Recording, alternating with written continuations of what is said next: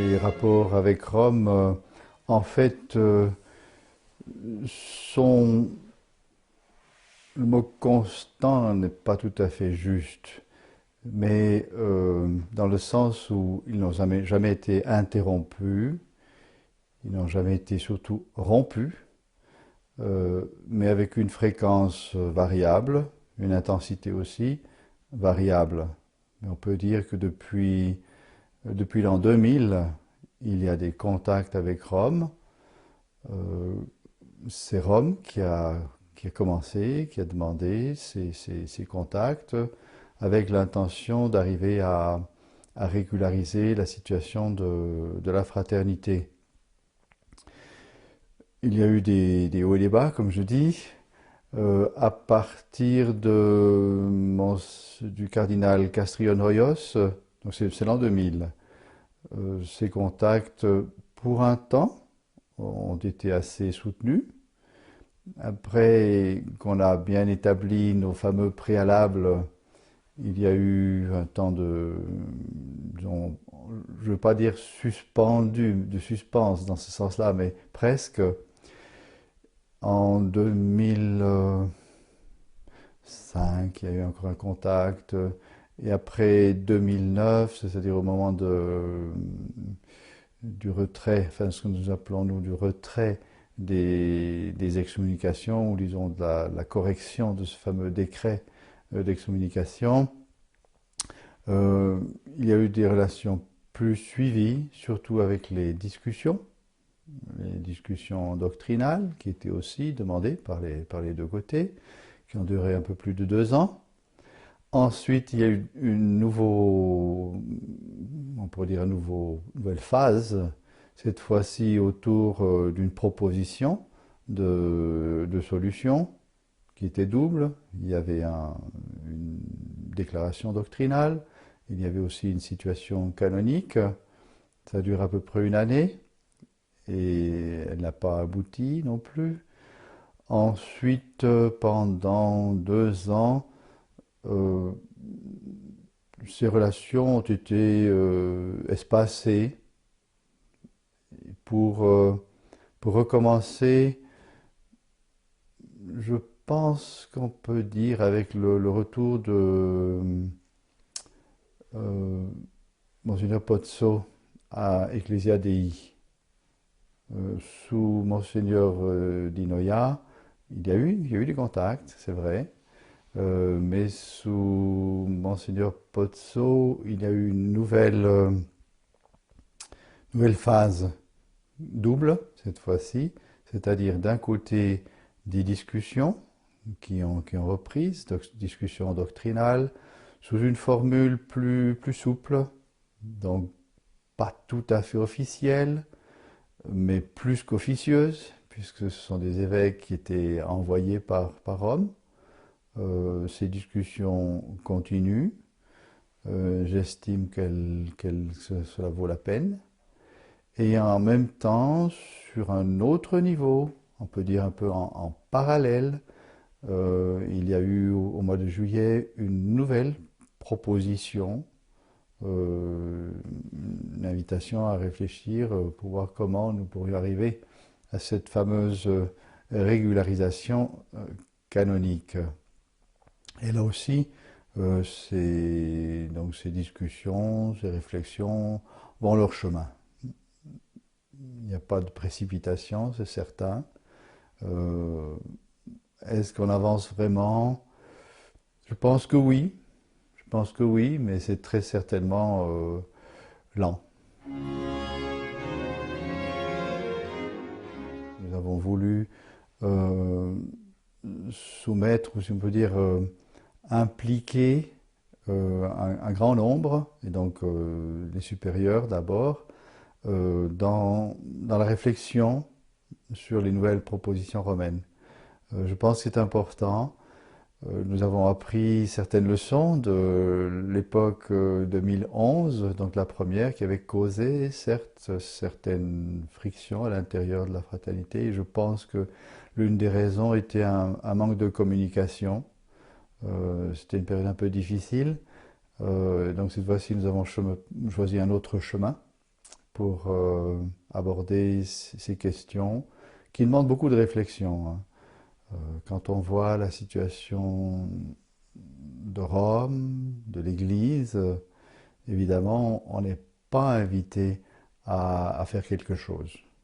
Et donc l'invitation de Rome arrive un peu d'une manière compréhensible, puisque nous posons problème, disons à l'Église, par exemple simplement quand on voit tous les efforts faits en faveur de l'écuménisme, donc d'une Dieu sait quelle unité, et quand on voit comment dans l'Église nous sommes traités, évidemment, nous posons problème. Nous faisons vraiment une grosse épine dans tout disons, le système écuménique actuel. Rien que cela pourrait déjà expliquer. Je ne pense qu'il n'y a pas que cela, mais en tout cas, donc, il y a un mouvement de Rome qui essaye, sans ici directement considérer les motifs, de régler ce problème. Et d'autre part, nous constatons la situation assez, pas seulement assez, très dramatique de l'Église, où il n'y a vraiment pas grand-chose qui nous invite à aller de l'avant. Donc il faut une réflexion approfondie, et cela ne se fait pas tout seul. Il y a besoin de plusieurs yeux pour bien réfléchir, aborder toutes les tenants aboutissants de ces questions. C'est pour ça que nous avons donc demandé à tous les supérieurs leur réflexion sur cette matière.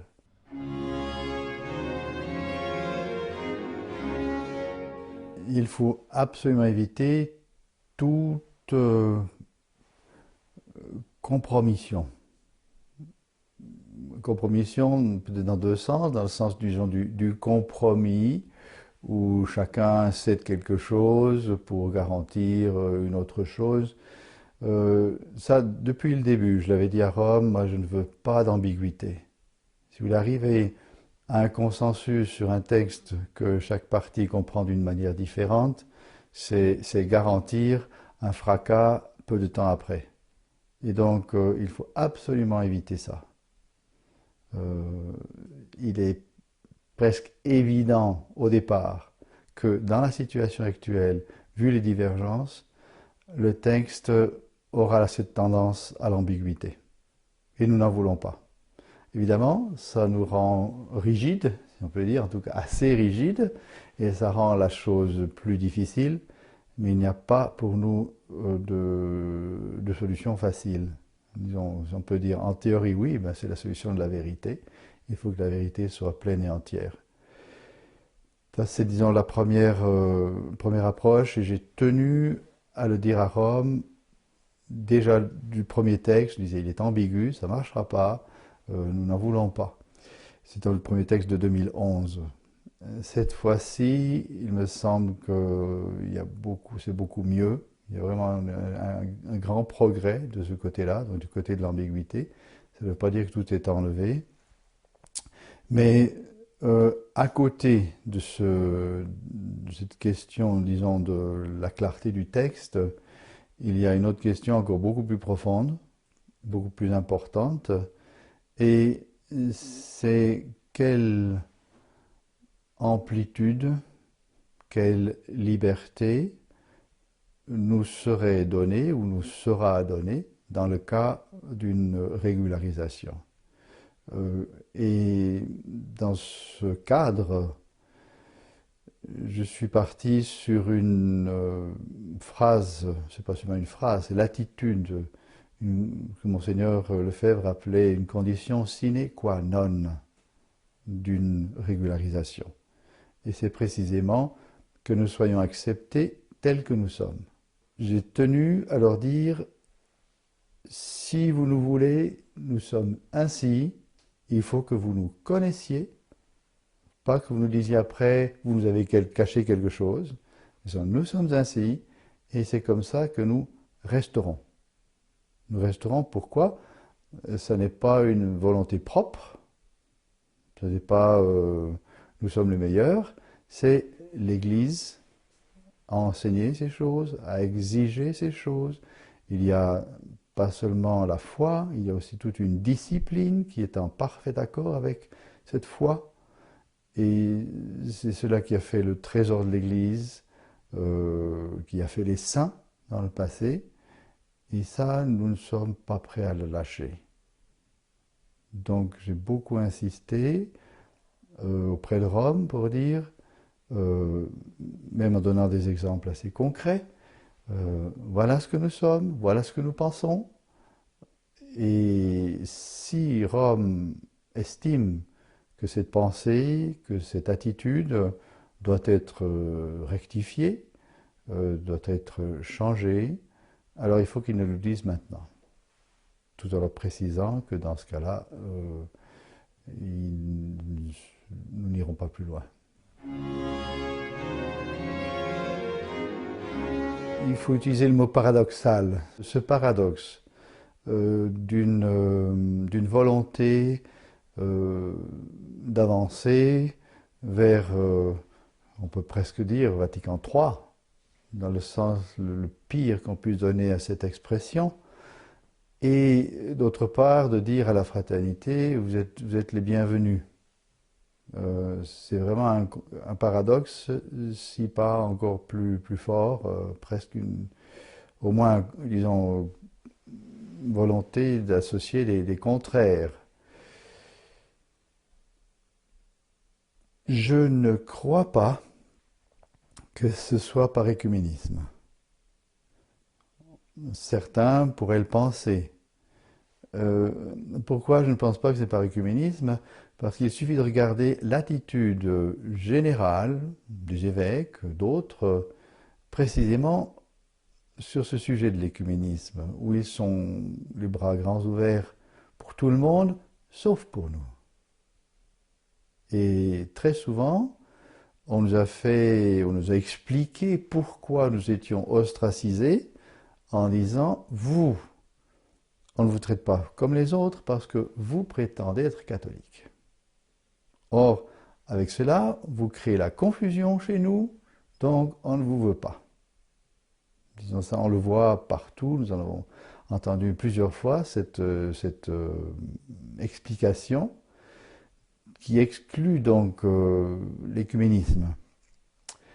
Alors si cette disposition de dire on accepte tout le monde dans la maison ne vaut pas, qu'est-ce qui reste? Je pense qu'il reste le pape. Si d'abord Benoît XVI, ensuite maintenant le pape François, n'avait pas un regard sur la fraternité particulier, différent de cette perspective que je viens d'évoquer, la perspective écuménique, je pense qu'il n'y aurait rien. Même plutôt qu'on serait déjà de nouveau sous les peines, les censures, d'excommunication, de déclaration de schisme, et enfin toute cette ligne de volonté d'éliminer un groupe gênant. Et alors pourquoi un Benoît XVI, pourquoi maintenant un pape François sont tellement bienveillants envers la fraternité? Je pense que l'un et l'autre n'ont pas non plus nécessairement la même perspective. Chez Benoît XVI, je pense que c'était son côté conservateur, son amour pour l'ancienne liturgie, son respect pour la discipline antérieure dans l'Église. J'ai pu constater que beaucoup, je dis bien beaucoup, de prêtres, même des fois de groupements, qui avaient des problèmes avec les modernes et les modernistes dans l'Église et qui avaient fait recours à lui lorsqu'il était encore cardinal, ont trouvé chez d'abord le cardinal Ratzinger, ensuite le pape Benoît XVI, un regard bienveillant, une volonté de protection ou au moins de les aider autant qu'ils pouvaient. Chez le pape François, on ne voit pas ni cet attachement à la liturgie, ni à la discipline ancienne, on pourrait dire même bien au contraire, avec beaucoup d'affirmations contraires, ce qui rend encore plus difficile, plus compliqué la compréhension de cette bienveillance. Et cependant, je pense qu'il y a quand même plusieurs explications possibles. J'avoue que je n'ai pas le dernier mot. Une des explications est la perspective du pape François sur tout ce qui est marginalisé, ce qu'il appelle les périphéries existentielles. Je ne serais pas étonné qu'il nous considère comme l'une de ces périphéries, à qui il donne manifestement une préférence. Et dans cette perspective, il y a cette expression de faire un cheminement avec ces gens en périphérie, en espérant qu'on arrivera à améliorer les choses. Donc ce n'est pas une volonté arrêtée d'aboutir immédiatement, un cheminement, bon, ça va où ça va, mais enfin on est assez paisible, gentil, bon, sans trop savoir ce qui pourrait aboutir. Probablement que c'est une des raisons les plus profondes. Il y en a une autre. On voit aussi chez le pape François une accusation assez constante sur l'Église, disons, établie. Le mot anglais, c'est establishment, que de temps en temps on utilise aussi en français, qui alors reproche à l'Église d'être autosatisfaite, satisfaite d'elle-même, et qui précisément ne cherche plus la brebis égarée ou celle qui est dans la peine, dans tous les niveaux, que ce soit d'un côté la pauvreté, même donc physique, mais on voit chez le pape François que ce souci n'est pas seulement, malgré les apparences criantes, un souci matériel. On voit très bien que chez lui, lorsqu'il dit pauvreté, elle inclut aussi la pauvreté spirituelle, la pauvreté des âmes qui sont dans le péché et qu'il faudrait en sortir, qu'il faudrait reconduire vers le bon Dieu. Même si ce n'est pas toujours exprimé d'une manière assez claire, on trouve quand même un certain nombre d'expressions qui l'indiquent. Et dans cette perspective, il voit dans la fraternité une société, disons, très active, surtout quand on la compare à la situation de l'establishment, très active, qui cherche, qui va chercher les âmes, qui a ce souci du bien spirituel des âmes, et qui est prêt à retrousser les manches pour cela. Il connaît Monseigneur Lefebvre. Il a lu 2 fois la biographie, ce qui montre sans aucun doute un intérêt. Et je pense que ça lui a plu. De même que les contacts qu'il a pu avoir en Argentine avec nos confrères, il a vu cette spontanéité, aussi cette franchise, on n'a absolument rien caché. Bien sûr, on essaie d'obtenir quelque chose pour l'Argentine, qui était en difficulté avec l'État en ce qui concerne le permis de séjour. Mais on n'a rien caché, on n'a pas essayé de biaiser. Et tout ça, je pense que ça lui plaît. Donc c'est peut-être plutôt le côté humain de la fraternité. On voit que le pape est très humain, il donne beaucoup de poids à ce regard-là. Et ça peut expliquer, ça pourrait expliquer. Encore une fois, je n'ai pas le dernier mot sur cette question. Certainement que derrière, il y a la divine providence. La divine providence qui se débrouille de mettre des bonnes pensées dans un pape qui sur beaucoup de points, nous effraie, énormément même, et pas seulement nous, on peut dire tout ce qui est plus ou moins conservateur dans l'Église est effaré par ce qui se passe, par ce qui se dit, Et néanmoins, la divine providence se débrouille pour nous faire passer à travers ces écueils d'une manière très surprenante.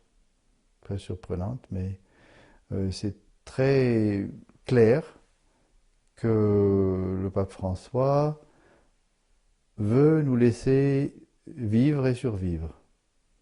Il a même dit à qui veut l'entendre que jamais il ne ferait de mal à la fraternité. Il a aussi dit que nous étions catholiques. Il a refusé de nous condamner en disant, pour schisme, en disant non, ils ne sont pas schismatiques. Ils sont catholiques, même si après il a utilisé une parole un peu énigmatique, c'est-à-dire que nous sommes en cheminement vers la pleine communion. Ce terme pleine communion, on aimerait bien une fois en avoir une définition claire, parce que on voit qu'elle ne correspond à rien du tout de précis. C'est un sentiment, on ne sait pas trop quoi. Même dans le tout récent interview donné par Monseigneur Pozzo, précisément sur nous, où il donne cette citation qu'il fait venir du pape lui-même, donc on peut la prendre vraiment comme une position, on peut dire officielle.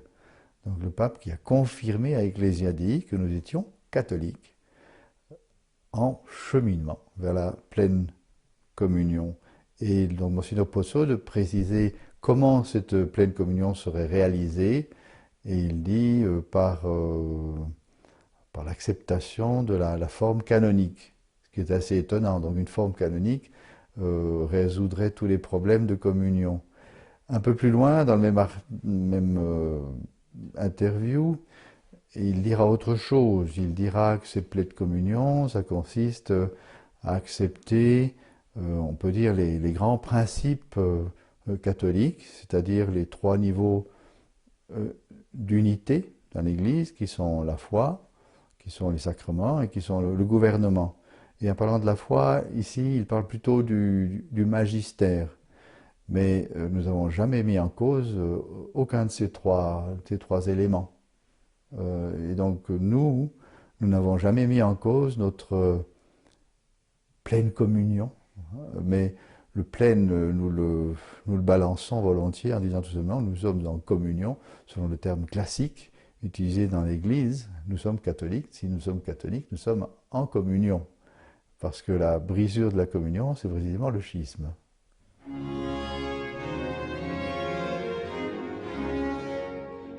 Si l'on considère le droit de l'Église, ne peut être sujet d'un pouvoir ordinaire de juridiction dans l'Église que celui qui est parfaitement en règle, donc qui n'est pas sous le coup d'une censure. Rome a toujours dit et maintenu que nos prêtres étaient sous la censure de la suspense, parce qu'ils ne sont pas incardinés. Nous disons bien sûr qu'ils sont incardinés dans la fraternité, injustement ou invalidement supprimés à l'époque, par non-respect des propres lois de l'Église. Et donc néanmoins, donc Rome a maintenu, et maintient jusqu'à aujourd'hui, qu'il y aurait une suspense sur nos prêtres. Donc la suspense, qu'est-ce que cela veut dire? C'est précisément l'interdiction pour le prêtre d'exercer son ministère, qu'il s'agisse de la messe, qu'il s'agisse des autres sacrements, dont la confession. Et donc, accordé non pas simplement d'une manière exceptionnelle, comme ce serait par exemple le cas pour un danger de mort. L'Église prévoit ces cas. Si quelqu'un est en danger de mort, s'il est en train de mourir sur la route, tout prêtre, n'importe, peu importe son état, c'est-à-dire même excommunié, même un orthodoxe, donc qui n'est même pas catholique, mais qui est validement prêtre, à ce moment-là, peut non seulement validement, mais licitement entendre cette confession et donner l'absolution. Donc ce sont des cas exceptionnels. Donc ce n'est pas un pouvoir ordinaire. Ici nous parlons d'un pouvoir ordinaire. Pour pouvoir bénéficier et exercer un pouvoir ordinaire de juridiction, il faut encore une fois être libéré de toute censure. Et donc du moment que le pape déclare qu'il nous donne ce pouvoir ordinaire, il implique par lui-même l'effacement ou la suppression de la censure. C'est le seul moyen de pouvoir comprendre selon le droit, pas seulement selon la lettre de tel ou tel canon, mais selon vraiment l'esprit du droit de l'Église, cette disposition. Ces visites ont été très intéressantes. Par un certain nombre chez nous, ils ont été reçus avec passablement de méfiance. Que viennent faire ces évêques chez nous? Bien, ce n'était pas ma perspective. L'invitation est venue de Rome, disons-le tout de suite. Peut-être suite à une idée que moi-même je leur avais donnée et qui était celle-ci: vous ne nous connaissez pas. Nous discutons ici dans un bureau à Rome, venez nous voir sur place. Vous ne nous connaîtrez vraiment que si vous nous voyez. Ce n'est pas une déclaration, qu'elle soit fracassante ou non, sur l'Internet ou un communiqué qui peut nous faire connaître tels que nous sommes. Parce que la plupart du temps, dans ces communiqués, nous sommes obligés d'agir pour, disons, prendre position, même éventuellement condamner l'une ou l'autre phrase, acte qui se passe dans l'Église aujourd'hui. Notre vie de catholique n'est pas que ça. Et même, on peut dire, l'essentiel est ailleurs. L'essentiel, elle est dans le vivre notre catholicité, notre catholicisme, en suivant les commandements de Dieu, en veillant à nous sanctifier, en évitant le péché, et vivre selon toute la discipline de l'Église. Nos écoles, nos séminaires, nos prêtres, notre vie sacerdotale, tout cela est un ensemble qui est la réalité vraie, si on peut dire, de notre fraternité. Et donc j'ai beaucoup insisté en disant plusieurs fois, j'ai dit, mais venez donc nous voir. Ils n'ont jamais voulu. Puis tout d'un coup, il y a eu cette proposition d'envoyer des évêques et de nous rencontrer. Et quelle que soit l'idée première poursuivie par Rome dans cette idée, moi j'ai convenu que c'était une bonne idée. Pourquoi? Parce qu'effectivement, ils nous verraient comme nous sommes. C'était vraiment le mot d'ordre que j'ai donné partout où ils venaient, où ils seraient venus. C'est-à-dire que nous ne changeons rien. Nous nous présentons, nous n'essayons pas d'embellir les choses. Nous sommes comme nous sommes et qu'ils nous voient tels que. C'est la première chose. Et effectivement, donc, un cardinal, un archevêque et 2 évêques sont venus nous voir, nous visiter dans des circonstances différentes. Il y a eu des séminaires, il y a eu aussi un prieuré. Les premières impressions, les remarques, aussi pendant ces discussions, pendant ces rencontres et après, sont très intéressantes. Et je pense qu'elles confirment que j'ai eu raison d'appuyer cette invitation romaine. La première chose qu'ils nous ont dit, tous, est-ce que c'était un mot d'ordre ou c'était leur sentiment particulier, j'en sais rien, mais c'est un fait, tous ont dit, ces discussions se passent entre catholiques. Ça n'a rien à voir avec des discussions écuméniques, nous sommes entre catholiques. Donc, au départ, on balaye toutes ces idées de vous n'êtes pas complètement dans l'église, vous êtes à moitié, vous êtes dehors, enfin Dieu sait où, schismatique. Non, nous discutons entre catholiques. C'est le premier point qui est très intéressant, très important. Malgré ce qui encore dans certaines instances se dit à Rome aujourd'hui. Le deuxième point, je pense peut-être encore plus important, c'est que les points abordés dans ces discussions sont les questions, on peut dire, classiques qui achoppent. Qu'il s'agisse de la liberté religieuse, de la collégialité, de l'écuménisme, de la nouvelle messe, ou même des nouveaux sacrements. Eh bien, tous nous ont dit aussi, donc sur l'objet de ces discussions, ce sont des questions ouvertes. Je pense que c'est une réflexion capitale. Jusqu'ici, on a toujours insisté pour dire vous devez accepter le concile. Difficile de donner exactement la profondeur réelle de cette phrase accepter le concile. Qu'est-ce que ça veut dire? Pourquoi disons-nous cela? Parce que c'est un fait, les documents du concile sont totalement inégaux, et donc même l'acceptation se fait selon un critère graduel, selon le barème d'obligation. Si un texte est un texte de foi, il y a une obligation pure et simple. Et donc ceux qui, d'une manière totalement erronée, prétendent que ce concile est infaillible, et qui donc, ceux-là prétendent et obligent à une soumission totale à tout le concile. Alors si accepter le concile, ça veut dire ça, eh bien nous disons, nous n'acceptons pas le concile. Parce que précisément, nous nions sa valeur infaillible. Si il y a certains passages du concile qui répètent ce que l'Église a dit autrefois et d'une manière infaillible, il est évident que ces passages sont et restent infaillibles. Et ça, nous l'acceptons, il n'y a aucun problème.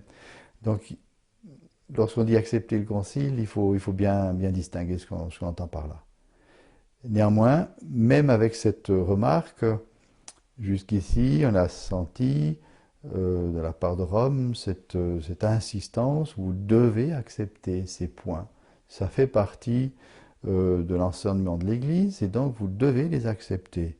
Et on voit, disons, pas à Rome cette fois-ci, ou pas seulement à Rome, mais chez la grande majorité des évêques, cette attitude jusqu'aujourd'hui, ce grand reproche qui nous est fait, vous n'acceptez pas le concile. Et voilà que tout d'un coup, sur ces points, qui sont les points d'achoppement, les envoyés de Rome nous disent, ce sont des questions ouvertes. Une question ouverte, c'est une question dont on peut discuter. Et donc, cette obligation d'adhésion est fortement, si même peut-être même totalement atténuée ou même enlevée. Je pense que c'est un point capital. Il faudra bien voir dans la suite si cela se confirme, si vraiment on peut discuter librement, disons honnêtement, avec tout le respect qu'il faut pour l'autorité, pour ne pas aggraver encore la situation actuelle de l'Église qui est tellement confuse, précisément sur la foi, sur ce qu'il faut croire. Et là, nous réclamons cette clarté, cette clarification aux autorités. Nous la réclamons depuis longtemps. Nous disons qu'il y a des points ambigus dans ce concile, et ce n'est pas à nous à les clarifier. Nous pouvons exposer le problème, mais celui qui a l'autorité pour les clarifier, c'est bel et bien Rome. Néanmoins, encore une fois, le fait que ces évêques nous disent c'est des questions ouvertes est pour moi capital.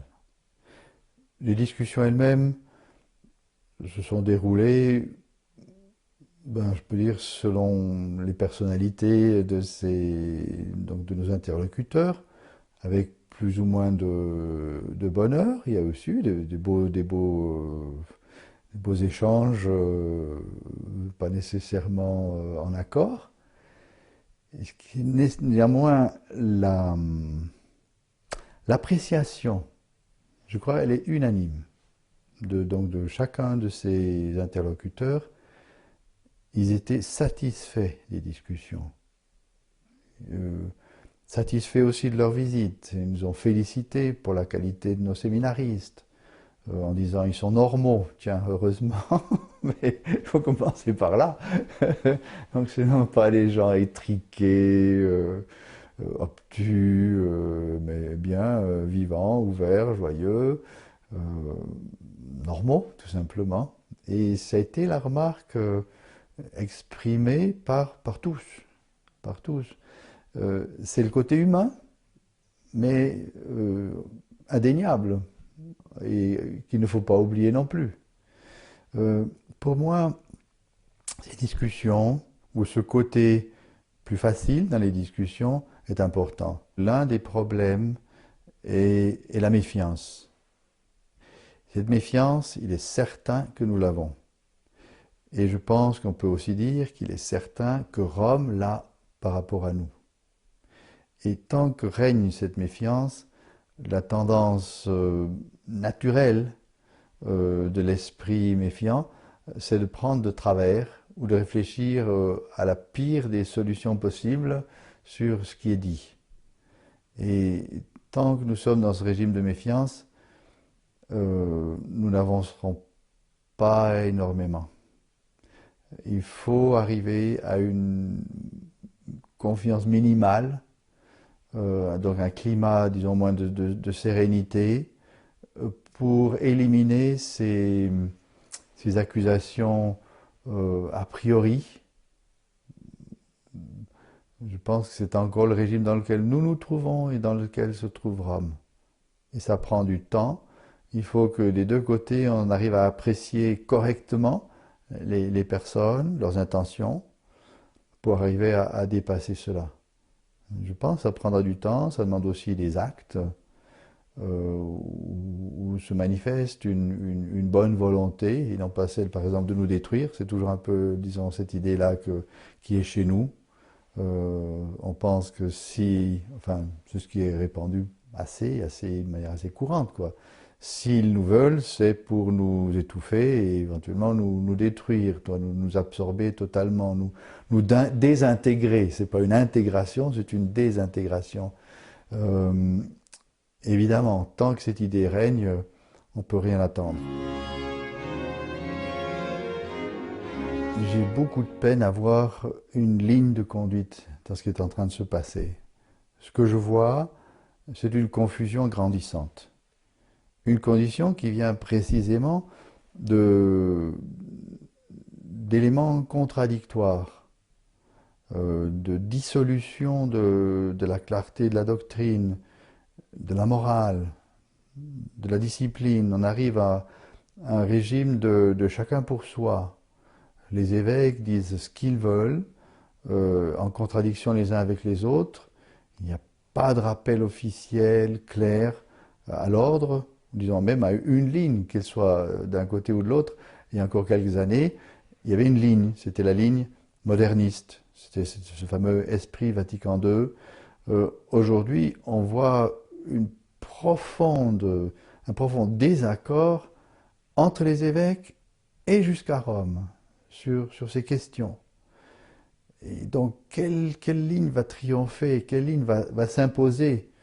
Pour l'instant, je ne le vois pas. On peut, évidemment, on peut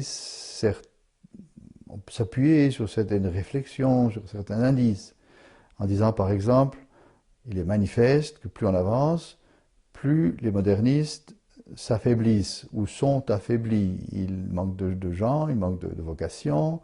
C'est une église qui dépérit, et c'est vrai.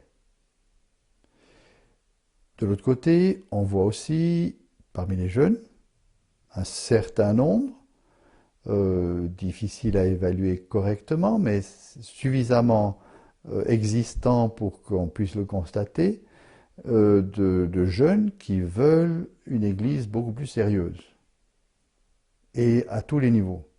En particulier au niveau de la doctrine, des jeunes, des séminaristes qui veulent Saint Thomas, qui veulent ce retour à une philosophie saine, à une théologie aussi claire, saine, scolastique, celle de Saint Thomas. On voit parmi ces jeunes aussi ce désir d'une liturgie, je ne vais pas appeler ça renouvelée, c'est le retour à la liturgie traditionnelle. Et ce nombre semble être impressionnant, pour nous difficile à estimer, mais quand on entend les voix de prêtres qui s'occupent de ces jeunes dans les séminaires modernes, on arrive jusqu'à nous dire que le 50% en France, en Angleterre, des nouveaux séminaristes aspirent à la mestrita traditionnelle. Ce qui semble beaucoup, j'espère que c'est vrai. Néanmoins, on voit très très bien cette ligne-là. C'est une ligne qui monte, Et on voit à travers les années que cette tendance augmente. Juste, par exemple, depuis l'année passée, dans tout le problème du synode sur le mariage, sur la famille catholique, on a vu une opposition plus marquée qu'autrefois entre les deux camps. Et je pense que ça vient de cela, ça vient d'un renforcement des conservateurs, dont le nombre, ou en tout cas, disons, l'intensité grandit, aucun doute.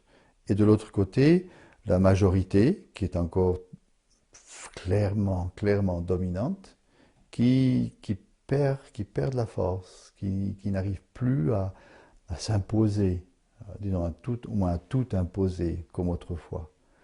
Et donc, ces deux lignes existent. Pour nous, donc, notre avenir dans cette situation, donc tout d'abord, il faut maintenir confusion, qui va gagner, on n'en sait rien. Ce qui rend pour moi, disons, nos relations avec Rome extrêmement difficiles, parce que nous parlons avec un interlocuteur sans jamais savoir si le lendemain, le texte sur lequel nous arrivons, après moult discussions, à nous mettre d'accord, sera effectivement le texte définitif. Nous avons pu le constater en 2012, comment un texte a été ensuite corrigé, modifié par une interférence de, disons, appelons ça d'une autorité plus haute, mais qui n'était pas celle du pape. Là aussi, qui gouverne l'Église? Je dirais que ce serait une très intéressante question qui reste sans réponse. Ce sont des forces indéterminées. Ah, beaucoup de choses. Tout d'abord, le salut. Le salut pour nous, pour chacune des âmes qui viennent vers la fraternité, qui veulent se confier à elle, de ces prêtres. Donc la fidélité pour la fraternité, fidélité à l'Église, fidélité à tout ce trésor de l'Église qui, Dieu sait pourquoi et Dieu sait comment, se retrouve dans nos mains, un patrimoine extraordinaire qui est le trésor de l'Église, qui ne nous appartient pas et dont nous n'avons qu'un seul désir, c'est qu'il retrouve sa place vraie dans l'Église. Le triomphe de la Sainte Vierge, elle l'a annoncé, je dirais, il se fait attendre, on est même peut-être un peu impatient, surtout à voir tout ce qui se passe, qui semble en contradiction, mais ce n'est pas une contradiction, c'est tout simplement un développement que le bon Dieu permet, un jeu effrayant, terrible, entre ce manque de correspondance de la liberté humaine, même des chrétiens, à ce que demande le ciel, cette volonté à Fatima du ciel, c'est-à-dire du bon Dieu, d'introduire sa dévotion au cœur immaculé de Marie dans les cœurs des chrétiens, et qui a tellement de peine à s'imposer, c'est pourtant pas si difficile, c'est pourtant tellement beau, tellement consolant, mais on voit ce grand combat entre le démon et le bon Dieu, le champ de bataille étant les âmes que le bon Dieu a voulu libres et qu'il veut gagner, non pas par la force, il aurait pu, disons, imposer sa majesté d'une manière telle que tous les hommes seraient prostrés. C'est ce qui se passera à la fin du monde, mais ce sera, je dirais, à ce moment-là trop tard. C'est maintenant que se fait ce combat, et donc demander au bon Dieu qu'il envoie des grâces et qu'il gagne ses âmes pour lui, et collaborer à ce travail. Donc on lui demande beaucoup de choses. Il demande que l'Église retrouve tout l'ensemble de ce qui fait sa mission, c'est sauver les âmes. C'est la première chose, même l'unique chose, c'est la première chose et la seule qui compte pour l'Église, c'est de sauver les âmes.